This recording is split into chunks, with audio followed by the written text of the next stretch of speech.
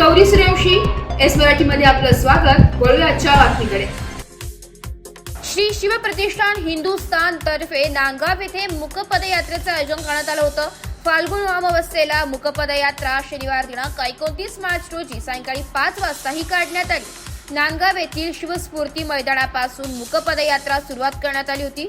या मुकपदयात्रेची ही शिवस्फूर्ती मैदान मार्ग बालाजी चौक, महात्मा फुले चौक, कालिका माता चौक, एकवीरा माता मंदिर येथे सांगता करण्यात आली। संपूर्ण हिंदू समाजांनी मुकपदयात्रेत सहभागी झाले। संपूर्ण हिंदू समाज बांधवांना छत्रपती संभाजी महाराजांचे बलिदानाचे स्मरण कायम राहावे या उद्देशाने श्री शिवप्रतिष्ठान हिंदुस्थान तर्फे हा संपूर्ण फाल्गुन महिना महाराष्ट्रासह कर्नाटक, आंध्र प्रदेश व गुजरात मध्ये बलिदान मास म्हणून पाळण्यात येतो।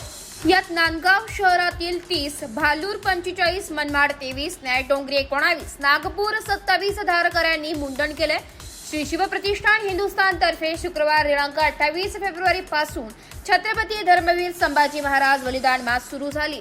या बलिदान मासाला शनिवारी फाल्गुन अमावस्या म्हणजेच 29 मार्च रोजी छत्रपती संभाजी महाराजांच्या बलिदान दिनी मुकमोर्चाने सांगता करून या महिन्यात तालुक्यात 10 ठिकाणी तर जिल्ह्यात 250 केंद्रात धारकऱ्यांकडून ध्येय मंत्र श्री संभाजी, सूर्यहृदय व प्रेरणा मंत्रांचे पठण दररोज सायंकाळी करण्यात येते, अशी माहिती श्री शिवप्रतिष्ठान तालुका प्रमुख सुमित विजय सोळसे यांनी दिली आहे। एस मराठी न्यूज साठी प्रतिनिधी जिल्हा प्रतिनिधी विजय बडोदे, नांदगाव। अशाच नवीन ताज्या घडामोडी जाणून घेण्यासाठी आमच्या एस मराठी न्यूज चॅनलला लाईक करा, शेअर करा, सबस्क्राईब करा आणि बेल आयकॉनला क्लिक करायला विसरू नका।